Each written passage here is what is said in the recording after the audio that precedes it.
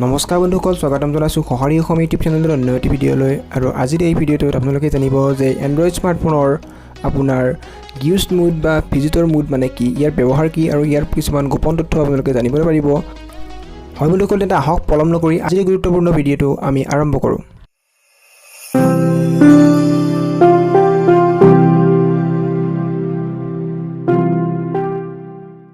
হয় বন্ধুসকল, এণ্ড্ৰইড স্মাৰ্টফোনৰ আপোনাৰ যদি ভিজিটৰ মুড মানে কি জানিবলৈ বিচাৰে আৰু ইয়াৰ ব্যৱহাৰৰ বিষয়ে জানিব বিচাৰে আৰু ইয়াক কেনেকৈ ইনেবল কৰিব পাৰিব সেইটো আপুনি জানিব বিচাৰে, তাৰ কাৰণে ভিডিঅ'টো আপুনি সম্পূৰ্ণ চাওক। হয় বন্ধুসকল, আমি এই ভিডিঅ'টো আপোনাক জনাম কেনেকৈ আপুনি আপোনাৰ এণ্ড্ৰইড স্মাৰ্টফোনৰ ভিজিটৰ মুড বা গিউজ মুড ইনেবল কৰিব পাৰিব। তাৰ কাৰণে বন্ধুসকল আপোনাক প্ৰথমতে জনাই দিছোঁ যে এণ্ড্ৰইড স্মাৰ্টফোনৰ ভিজিটৰ মুড আৰু গিউজ মুড মানে কি। এইটো হৈছে আপোনাৰ এটা চিক্ৰেট মুড যিটো ইনেবল কৰি আপুনি আপোনাৰ প্ৰাইভেচি ৰক্ষা কৰিব পাৰে। তাৰ কাৰণে বন্ধুসকল আপুনি এণ্ড্ৰইড স্মাৰ্টফোনৰ প্ৰথমতে ছেটিংছ অপশ্যনলৈ যাব। ছেটিংছ অপশ্যনলৈ যোৱাৰ পিছত তাত আপুনি এটা চিকিউৰিটি টেব পাব। চিকিউৰিটি টেবটোত আপুনি ক্লিক কৰি দিব।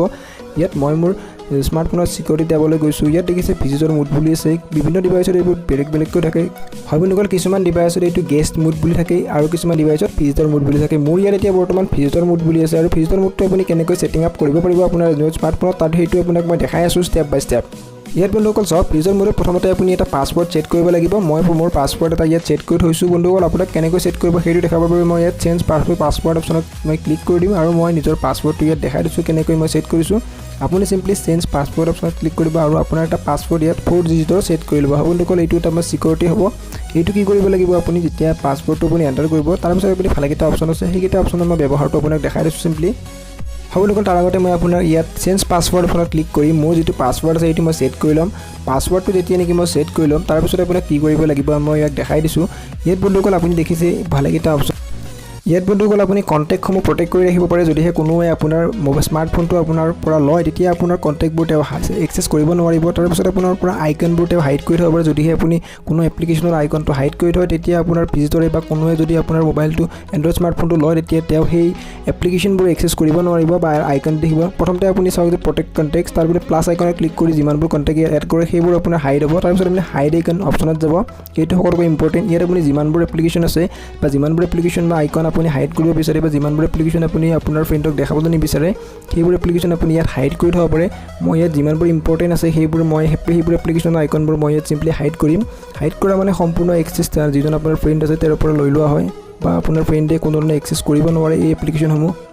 এতিয়া ইয়াত মই কি কৰিম যে যিমানবোৰ এপ্লিকেশ্যন মই হাইড কৰিব বিচাৰোঁ, যিমানবোৰ এপ্লিকেশ্যনৰ আইকন মই হাইড কৰিব বিচাৰোঁ বা যিমানবোৰ এপ্লিকেশ্যন মই মোৰ যিজন বন্ধু আছে বা যিজন ফ্ৰেণ্ড আছে তেওঁৰ পৰা তেওঁক দেখাবলৈ নিবিচাৰোঁ সেইবোৰ মই ইয়াত হাইড কৰি ল'ম বা ছিলেক্ট কৰি ল'ম। ছিলেক্ট কৰি ইয়াত অ'কে অপশ্যনত ক্লিক কৰিম। মই সকলো এপ্লিকেশ্যন ছিলেক্ট কৰি লৈছোঁ যিমানবোৰ নেকি মই হাইড কৰিব বিচাৰোঁ বা যিমানবোৰত মোৰ প্ৰাইভেচিবোৰ ৰক্ষা হ'ব। ইয়াত বন্ধুসকল সকলো এপ্লিকেশ্যন আপুনি চুজ কৰিব যিমানবোৰ নেকি আপুনি হাইড কৰিব বিচাৰে এপ্লিকেশ্যন আইকনবোৰ, সেইসমূহ আপোনাৰ যিটো আপোনাৰ এণ্ড্ৰইড স্মাৰ্টফোন আছে তাত আপোনাৰ লাঞ্চৰত শ্ব' নহয়। বন্ধুসকল আপুনি দেখিবলৈ পাইছে মই ইয়াত সকলো এপ্লিকেশ্যন মই ছিলেক্ট কৰি লৈছোঁ যিবোৰ নেকি মই হাইড কৰিবলৈ বিচাৰোঁ, যিবোৰৰ আইকন মই হাইড কৰিবলৈ বিচাৰোঁ। ইয়াত মই অ'কে অপশ্যনত ক্লিক কৰিছোঁ। ইয়াত আপুনি লাষ্ট এটা অপশ্যন দেখিছে প্ৰটেক্ট এলবামছ এণ্ড ভিডিঅ'জ। এইটো যদি আপুনি ক্লিক কৰি লয় তেতিয়া আপোনাৰ কি হ'ব, যিমানবোৰ এলবাম ভিডিঅ'জ আছে সেইবোৰ কোনোৱে আপোনাৰ পৰা এক্সেছ কৰিব নোৱাৰে। হয় বন্ধুসকল, যেতিয়া নেকি আপুনি এটা স্মাৰ্টফোনটো দিব সেইটো কেনেকৈ আপোনাৰ এক্সেছ কৰিব নোৱাৰিব তাৰ ৰহস্যটো মই আপোনাক জনাই আছোঁ যে কেনেকৈ তেওঁৰ পৰা প্ৰটেক্টেড হৈ থাকিব। এতিয়া মই আপোনাক দেখাই দিছোঁ যে এই যিটো আপুনি ছেটিং আপ কৰিলোঁ আমাৰ যিটো ক'লোঁ কি আপোনাৰ এইটো ছেটিং আপ কৰিলোঁ ভিজিটৰ মুডৰ গেষ্ট মুডৰ, সেইটো আপুনি কেনেকৈ ব্যৱহাৰ কৰে। ইয়াৰ কাৰণে আপুনি আপোনাৰ স্ক্ৰীনটো লক কৰিব। সকলো ডিভাইচত অলপ বেলেগ হ'ব পাৰে। ইয়াত মই স্ক্ৰীনটো চিম্পলি লক কৰি দিম। তাৰপিছত মই যিটো ভিজিটৰ মুডত আপোনাৰ পাছৱৰ্ড আছে সেইটো এণ্টাৰ কৰি দিলে মই ভিজিটৰ মুডত আপোনাৰ এণ্টাৰ হৈ যাম আৰু ভিজিটৰ মুডত কোনো ধৰণৰ এক্সেছ মোৰ ওচৰত নাথাকিব। যিসমূহ এক্সেছ মই ব্লক কৰিছোঁ সেই এক্সেছসমূহ মই নাপাম। সকলো এপ্লিকেশ্যন যিমানবোৰ হাইড কৰিছোঁ ভিজিটৰ মুডত সেইটো বা গেষ্ট মুডত সেইটো হাইড হৈ থাকিব আৰু যিমানবোৰ এপ্লিকেশ্যন মই আপোনাৰ যিমানবোৰ কণ্টেক্ট হাইড কৰিছোঁ সকলো হাইড হৈ থাকিব। যিমানবোৰ আপোনাৰ ডাটা মই হাইড কৰিছোঁ সকলো হাইড হ'ব। ইয়াত দেখিছে মই মোৰ সেই এপ্লিকেশ্যনটোৰ অৰিজিনেল পাছৱৰ্ডটোত মই এণ্টাৰ কৰিলে এনেকৈ আহি যায়। আৰু যেতিয়া নেকি মই মোৰ যিটো ভিজিটৰ মুড পাছৱৰ্ড আছে সেইটো মই আপোনাক এণ্টাৰ কৰি দেখাই দিছোঁ। ভিজিটৰ মুড পাছৱৰ্ডটো মই এণ্টাৰ কৰাৰ লগে লগে মই আহি যাম ভিজিটৰ মুডত।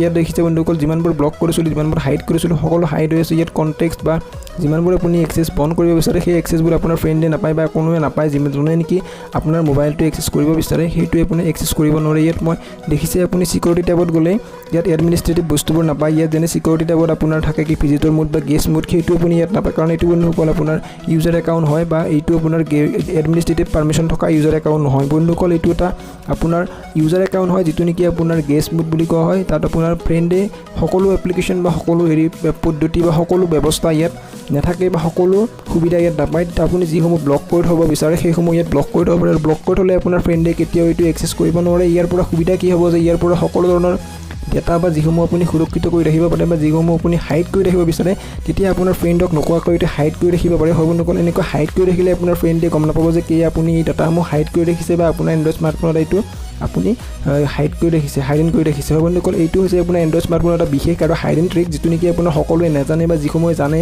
এইটো ব্যৱহাৰ নকৰে। কিন্তু এইটো ব্যৱহাৰ কৰিলে আপোনাৰ ফ্ৰেণ্ডে আপোনাক কেতিয়াও ক'ব নোৱাৰে। আপোনাৰ পাছৱৰ্ডটো যদি আপুনি তেওঁক কৈ দিয়ে পাছৱৰ্ডটো, তেতিয়া আপোনাৰ কোনো কথা নাই, কাৰণ এইটো আপুনি বন্ধুসকল ভিজিটৰ মোডৰ পাছৱৰ্ডটো তেওঁক কৈ দিব পাৰে, তেতিয়া তেওঁ ভিজিটৰ মোডৰ এক্সেছখিনিহে পাব। হয় বন্ধুসকল, সকলো এপ্লিকেশ্যন বা সকলো ডাটাৰ, সকলো এলবাম, সকলো ভিডিঅ' আপোনাৰ অডিঅ'ৰ এক্সেছ তেওঁ নাপায়। হয় বন্ধুসকল, তেওঁ কোনো ধৰণৰ এপ্লিকেশ্যন যেনে হোৱাটছএপ, ফেচবুক, আপোনাৰ টুইটাৰ, ইনষ্টাগ্ৰাম এনেধৰণৰ কোনো ধৰণৰ এক্সেছ তেওঁ নাপায় যদিহে আপুনি এইটো ব্লক কৰি থৈ দিয়ে বা ফটোজ বা কণ্টেক্টছ আৰু ভিডিঅ'ত আপুনি সকলো ধৰণৰ অপশ্যন ইয়াত কৰি ল'ব পাৰে। এই ছেটিংছটো আপুনি যেনেকৈ কৰিব বিচাৰে সেনেকৈ কৰিব পাৰে। হয় বন্ধুসকল, এনেদৰে আপুনি আপোনাৰ যিটো এণ্ড্ৰইড স্মাৰ্টফোন আছে তাত ভিজিটৰ মোড বা গেষ্ট মোডটো ইনেবল কৰি ল'ব পাৰে আৰু আপোনাৰ এণ্ড্ৰইড স্মাৰ্টফোনটো সুৰক্ষা কৰিব পাৰে। হয় বন্ধুসকল, আশা কৰিলোঁ আজিৰ এই ভিডিঅ'টো আপুনি বুজি পালে যে কেনেকৈ আপুনি আপোনাৰ এণ্ড্ৰইড স্মাৰ্টফোনত ভিজিটৰ মোড বা গেষ্ট মোডটো ইনেবল কৰিব পাৰিব আৰু গেষ্ট মোডৰ ব্যৱহাৰসমূহ কি আৰু গেষ্ট মোডৰ সকলো গোপন তথ্য, গোপন কথা আপোনালোকে বুজি পালে। হয় বন্ধুসকল, আজিৰ এই ভিডিঅ'টো এইখিনি। লগ পাম অন্য এটি ভিডিঅ'ত। ধন্যবাদ। জয় অসম।